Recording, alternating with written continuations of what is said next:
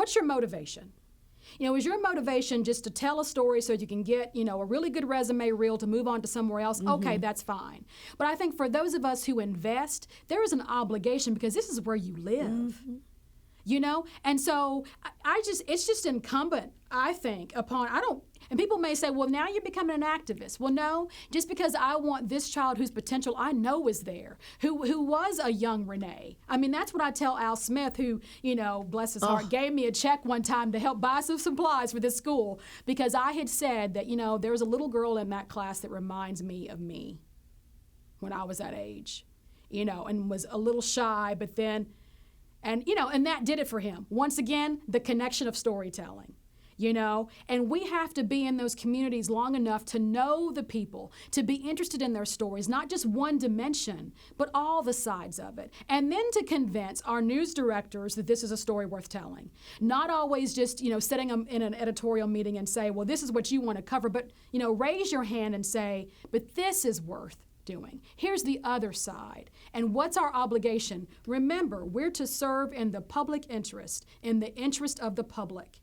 And if we lose that Hippocratic oath, that's why we don't have any credibility. And that First Amendment protection. That's exactly right. But you make the other point, is that when people see you on the screen, everybody wants to be on the screen. Right. But how do we help young people that want to be in this business to understand that the power is also behind the camera? That's right. And the responsibility.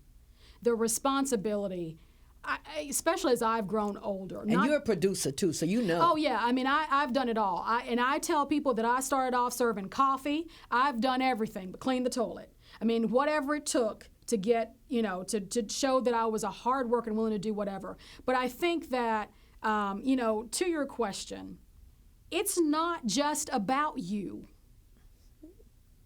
It's not about you at all. It really isn't about you. It's not about your reputation. It's not about your paycheck. Because when you die, who gives?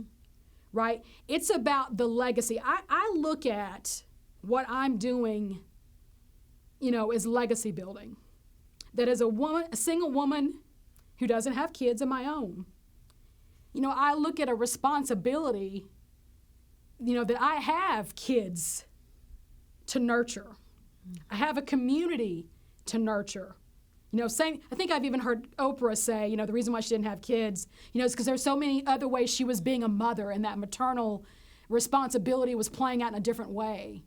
And I think that's how I look at it. Not everybody does, but I think I look at the fact that, I have a responsibility to tell the truth, to dig hard for the facts, to research, to prep. I can't emphasize knowing what you know. I can't emphasize the fact that I will spend a weekend reading a book and never put a single minute on my timesheet.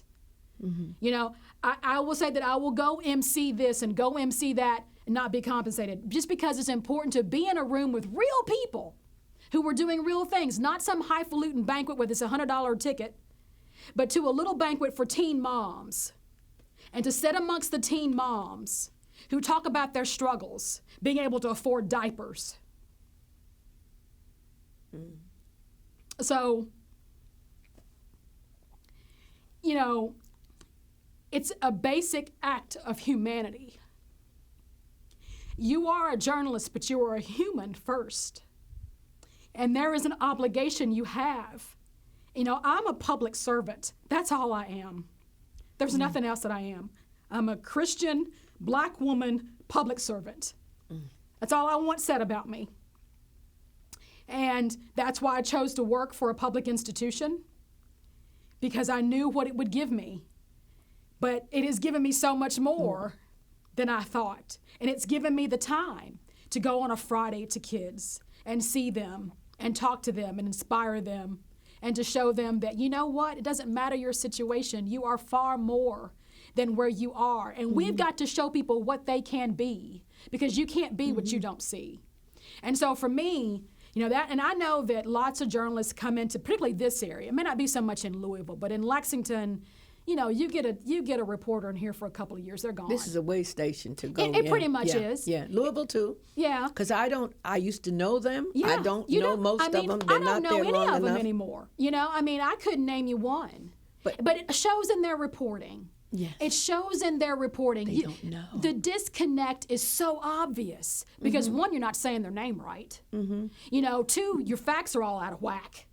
You know, and so if you're invested and you spend a little extra time off the clock just to be in those spaces, and maybe you never do a story about it, but it does also influence how you view everything else. You know, as a lifelong learner, and that's what I am. I'm always going to be a student. I'm always going to try to learn because, you know, that's just what life is. But you have to make an intentional effort to go out of your comfort zone, you know, out of your zip code, to know about your community.